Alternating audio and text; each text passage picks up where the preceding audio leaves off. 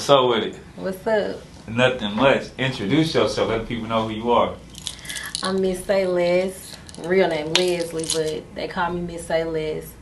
I'm an artist, St. Louis artist. I did make the Section 8 song. So, yeah. Yeah. You took off with that song too, man. Yeah. You took off with that. hit the internet by storm with viral. Yep, 8 million views. Counting too. Still counting. Yep. Let's talk about, like, was that the first song you released? Yeah. Okay. Mm-hmm. What led you up into that point of producing that song, or putting that song together? Because, like, okay, so I was on Section 8, and every time I get into it with somebody, first thing they be like, bitch, you on Section 8, woo. But, you know, they really be mad for real because they ain't on it, you know, so. I just, one day I was just being silly, and I was riding with my homeboy, and we just made the song because they was doing the Rover Challenge. Uh-huh. So I'm like, I was supposed to get on somebody else's Rover Challenge, but he was bullshitting, so I was like, I'm finna make my own. Did you freestyle it? You just went from there, or you kind of wrote it? Nah, I wrote it. Gotcha. Mm-hmm. Yeah. And then, what, BPG, did they shoot that video? Yeah. Yeah. BGP. BGP, yeah, I'm sorry, yeah. I know he Lil did, Box. he did a few Yeah. Sexy Red videos when she first kind of started off. Yeah, he recorded it. Yeah. Mm-hmm. Once it started going crazy all over the internet, like, how was it for you once you started hitting the streets and people started knowing you and like, hey, is you a girl that made that song? Well, I didn't even know it went viral. Yeah. Like, until somebody, like, people started inboxing me and tagging me and stuff. And so this guy hit me up like, man, you just went stupid viral. I'm like, what? What is viral? I ain't know what it meant because I never went viral. Uh-huh. So he was like, man, you just went viral. You got 200,000 views right now, and it was going to be at 1.5 million this evening. I'm like, okay. So when I went to it, I read the comments. I'm like, wow. And then people start seeing me in Walmart like, that's the lady that made that song. I'm like, what? Yeah. Yeah. How was that feeling, though? I mean, it felt good to be, you know, noticed for something positive. Gotcha. So a lot of people got mad about it, but I ain't care. And then did you follow up with the food stamp anthem after that? Yeah, I did the food stamp song after that. And they kind of did this thing too. Mm-hmm. They did this thing too. They did. And you kind of like went on like a little trend from there, like with those type of songs. Yeah, I tried to keep it funny because somebody had put a bug in my ear. Was like, you know, you really should, you know, keep it funny because if you keep the audience laughing, then, you know, it'll keep up your image. I'm like, oh, okay, but I don't know. I just went off into something else. I really want to get back into the funny songs, though. Gotcha. And you say you went off into something else. Was that the, what's the song where you did the... I did Other Plans. Other Plans. That's yeah. The name. Yeah, Other Plans. Yeah, because I started, like, going through stuff. Like, I was dating somebody. We went through something, and I just wrote a song about it. I put it in my music. That was kind of different twist there from like the Yeah. the second. You say yeah, he felt it again. I know. But people love it though. They're like, I like this. A lot of women relate to it because it's, you know, them jail dudes they out here. So a lot of people relate. A lot of women relate to that song. Like, yeah, they come home and then they change up. So. You hold a nigga down. Yeah. And get out. Be on some clown ass bitch. Oh my well, God. not them, but that's the song we related to. Yeah, like, that was the second song. Yeah. Yeah, so I be having fun with this music stuff. I really enjoy doing music. Do most of these songs come from like inspiration from personal experience or other people's experiences you've been around? Well, I really been doing music since I was younger, for real. Mm-hmm. So like, my mama used to do music when I was little, and then like I was in a group home. Is that what you mean? Yeah, like I was in a group. Own personal experiences. Like, yeah, I was in a group home, so I used to stay in trouble all the time, and so when I was on lockdown, I used to write songs and stuff. And back then, that's when you could be able to press the button on the radio and record with the cassette tape. With the tape in the bottom. Yeah. I mean the tissue in the bottom. Yeah. So I was doing that a lot. Mm-hmm. Yeah. You say you got the inspiration from your mother. Yeah, she was. Yeah, my mama. She was a rapper. Gotcha. Yeah. Did she have any like success with it, or just kind of Nah. something she did around the hood or something like that? Nah, she just was playing around with it. Yeah. She ain't really take it serious for real. And then it seemed like it transpired on down the generation from your mother to you, then to your son. Yep. I got my son into it. Yeah, DBA Quan. Yep, DBA Quando. Yeah. Yeah. And he just running in the family, viral them hits, man. Yeah. he really didn't want to do the Popeye song. I kind of like talked him into it. Because I was going to do it at first. And I'm like, he been rapping since he was 4. So I'm like, you know how to rap. I'm like, you should go on and do it. You know, he like, I don't want to be no rapper. Now he cold. He won't stop. Yeah, he won't quit. I was saying He won't stop. He won't stop. Like, now we got the studio coming to the house and stuff. So he, you know, he into it. I know y'all did the songs together to Stay Focused. Yes, that was. And it's kind of like a mother talking to her son, you know, probably kind of Him talking to me. Yeah. Like, he encouraging me, I'm encouraging him. So it was really based around like family issues and stuff like that, and then dealing with people outside of our bubble. You know, so he telling me like, you gotta learn how to accept things you can't change. Don't worry about what people talking about. Like, you gotta continue to be who you are. And I'm telling him like, you need to watch the niggas you around. And, you know, you can't be no lead. You gotta be a leader, not no follower. So it was an emotional song, but you know, people love it when we performing and stuff. Yeah, it's a dope song. There, I'm sure a lot of mothers who have sons can relate to that song. Yeah, I know I could just from listening to it. Thank you. you. I definitely could. I think I want to push it a little more though. I really want to push that song because it's a lot of people need to hear it. Did you guys write it together or? We wrote it together. Well, it started off with him by himself. Like, he was supposed to do the whole song. And then we had an experience at the studio. So he was like, Mama, I think you should do the second part. And I was like, he was like, this the song where we've been talking about doing a song together. We should do this. I'm like, all right. So we did it. And we were supposed to drop it before Mother's Day. But then something happened at the studio. And it didn't go the way it was supposed to win. It didn't get mixed right or nothing. So I was just like, forget it. The lady mixed it, but it was after Mother's Day when we dropped it. Gotcha. And plus, you know, it ain't no rappers that got mama and son songs. I ain't heard none. NBA Youngboy mama tried it. I ain't even heard that, but yeah, I think about it, I ain't never heard of it. Yeah, he wrote her a song and she actually rapped it. Yeah. But I don't know, like, in the history of music since I've been doing it, I mean, since, you know what I'm saying, me growing up, I ain't never seen no mother and son come out together. Me either. I never heard of it. Yeah. I know you said you want to get back to it. Have you tried, or you just kind of, you know, something that you still kind of approaching? What you mean, like the music? Yeah. Oh, I'm still doing it. We was just at the house, 2 nights ago. Or you say you trying to get back to, like, the funny the stuff. parodies? Yeah. Parodies, yeah. Most definitely, yes. I do. I am funny as hell, so I do want to get back to that.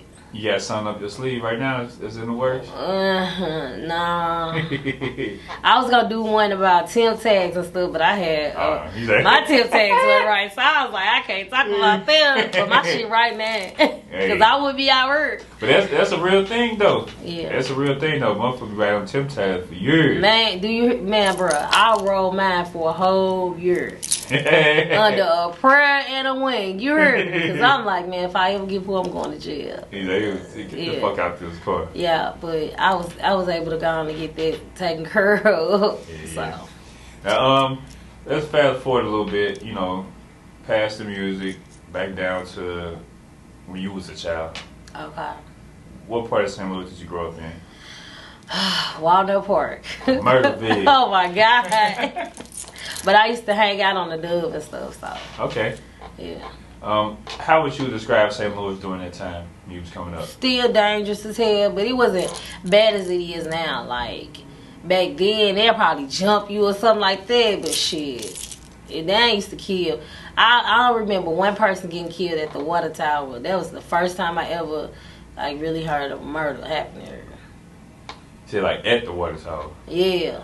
Dang. Like going around the water tower. Got shot up type stuff. Okay, well, yeah, duh. Hey, that's one of them areas, man. Mm-hmm. That's one of them areas. Yeah, but I just, like I said, like you could walk down the street back then when you was a kid, and things wasn't happening as bad as they happening now. Like I fear for my kids now because of the way things are now. Do you think that social media plays a big part in that? Yeah, big time. The rap music, all of it. So I even tell my son to like watch what he rap about. Like you don't be like I be trying to control him or nothing, but I just be trying to tell him like don't make no diss music, you know what I'm saying, and stuff like that. Just stay focused on the task at hand. Yeah, don't get into none of that goofy shit. Man. Right. Like you say, people say the wrong thing, then there's go on and on and on. I think a young man just passed away a week ago. Yeah. Misky. Yeah, I feel sorry for his family and stuff because I don't wish that hurt on nobody. You know what I'm saying? Like I don't want nobody kid dying. Like I said, I'm scared for my kids here. That's why I tell them don't even do nothing. It ain't about being a bitch. It's about just being like cautious, and these kids don't be realizing that they hurting their mothers and stuff when they out here doing that stuff. So I'm grateful to have children that don't live like that. How many children do you have? I have 3. Gotcha. They all grown too. Well, not really grown. 2 of them are. They 20, 21, and 18. Okay. And Quando the youngest. Okay. Mm-hmm. I know earlier you spoke about your mother being a rapper. How would you describe, that your household as a child coming up? I seen your other interview, kind of. My household was crazy. It was busy. Like, I'm grateful for my mother. She changed her ways. She been clean over 25 years, but yeah, she was on drugs and stuff. So our household was busy. It was just, drug selling and things like that. And back then, was your mother, was she like a hustler herself? Yeah, she was. She was a hustler. She sold dope and used it, but mostly sold it. And I think at one point, her house got raided. Yep, it did. Were you in the house at the time? Nah, I was in a group home. Oh. Her house had got raided when I was in the group home and stuff, but she didn't get caught with nothing. It was just so many hideouts and stuff in that house. She didn't never get caught with nothing. What led you to going to the group home? I didn't want to be at home. Reckless. Yeah, I didn't want to be at home because, like I said, the household was busy. You know what I'm saying? And then like the men, and then I wasn't really getting enough attention from my mama, so I was just like, then I was caught up on boys. So I ain't gonna put the blame all on her. I was, something else too. So, yeah. Let's talk about you growing up a little more. What school did you go to? High school? Actually, I didn't go to no high school in St. Louis. I went to Herculaneum High. Where is that? I was in a group home in Herculaneum, Missouri. Gotcha. Yep. So I ended up going to high school out there. How long were you in the group home? Like from what age to? From 12 all the way up to I was like, till they was able to kick me out, like 16. Yeah, at 16 they was like, we can't keep you no more. And were you just primarily stationed there, or you would come visit the city and go back? Like they'll let us go home visits and stuff like that. But then I was getting in trouble on the home visits. So my mama, she took me back to the group home, like, you can't come back until you get yourself together. I'm like, all right. I was bad as hell. Would you say that they still kind of helped you from getting too deep in the streets? Yes. I mean, I still got deep in the streets, but not deep. You know what I'm saying? Like, I did end up getting strung out on drugs, but I wasn't a prostitute. You know what I'm saying? I wasn't out here like how people be on the west side and stuff like that, running up and down the street. I wasn't like that. I was in the house. I was a house junkie.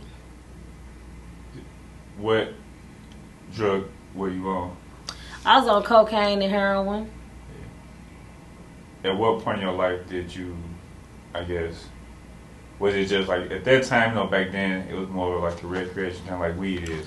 Nah. I mean, yeah, but it was recreational at first, but then it became an addiction. Mm-hmm. So, I knew, like, when I started letting myself go and things like that, I knew that I had a problem. And then, like, I was doing it while I was pregnant and stuff, and I almost lost my kids, so I was just like, I gotta, you know, because I feel like ain't nobody gonna take care of them like me. Gotcha. So I just was like, fuck it. That was your turning point then? Yeah.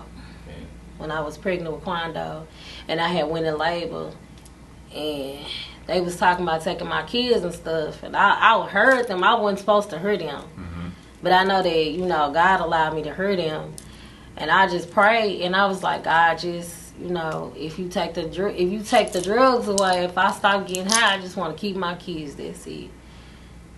Was that a difficult task to go through? I mean, yeah, it was hard, but not really. It wasn't really hard because I knew what I wanted. You know what I'm saying? Like, I had to decide it was either them or the drugs. And I feel like wasn't nothing more important than them. So I was like, nah. That's just a feeling. You know what I'm saying? Like, they a lifetime. I definitely can understand that from a child standpoint.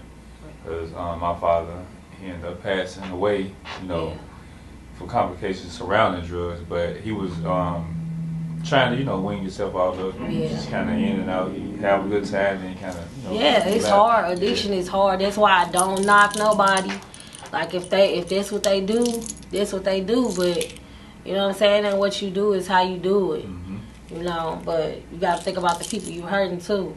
You know what I'm saying? Like, what if I would have kept going and then I would have just let myself go? You know what I'm saying? To the point where I didn't care about my kids going in the system or with my family or where they was at. You know, and I didn't want to be that type of parent.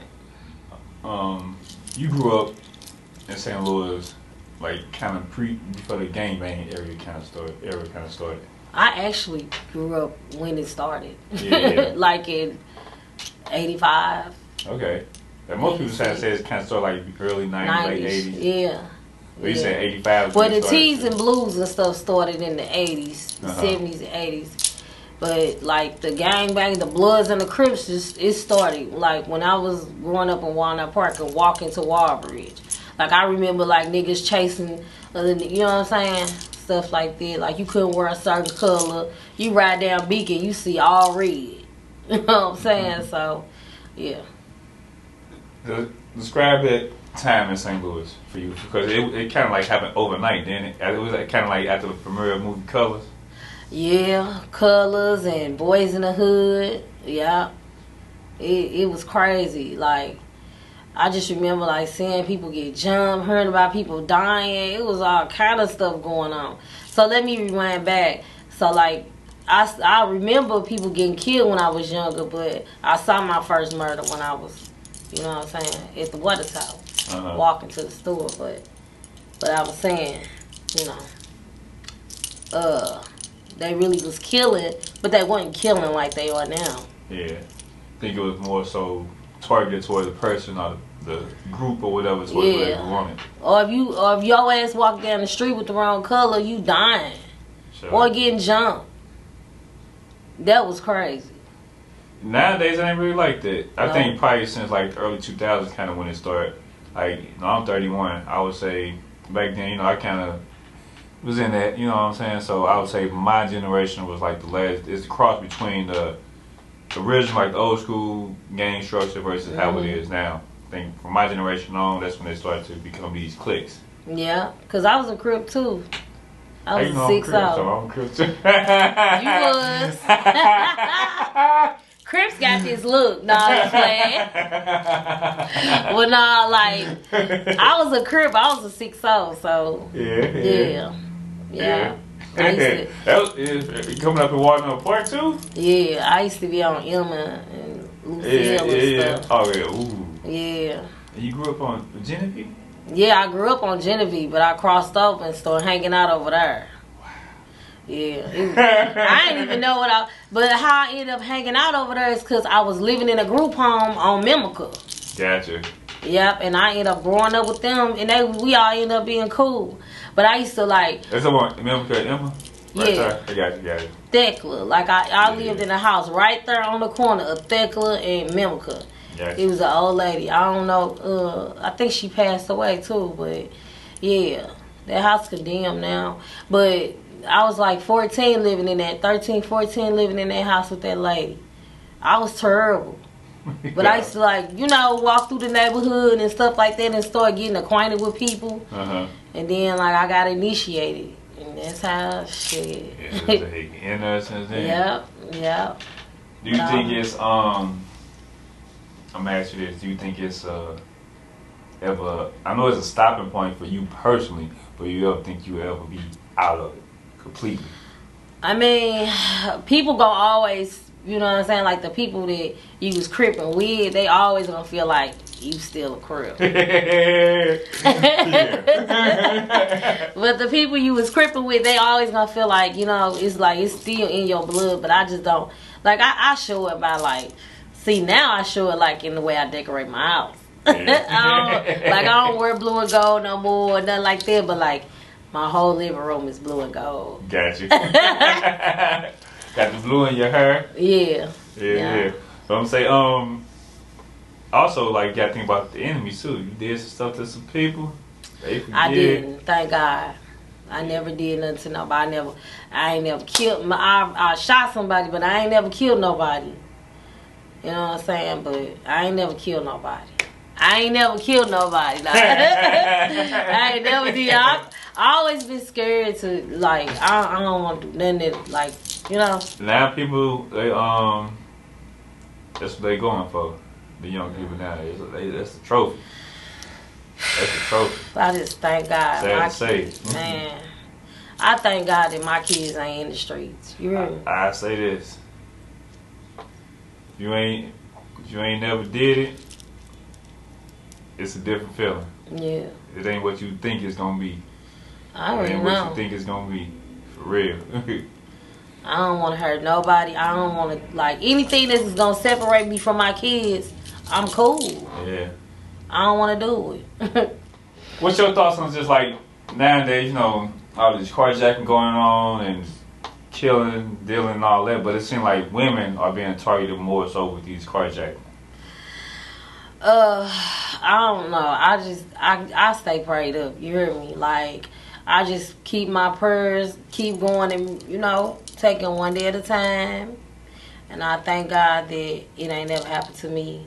I'm not saying it won't happen to me, but I just know God's grace and mercy is the only thing that's keeping me covered. You know what I'm saying? So I feel bad for everybody it's happening to, though. I'm not gonna lie. Like, every time you look up, it's women.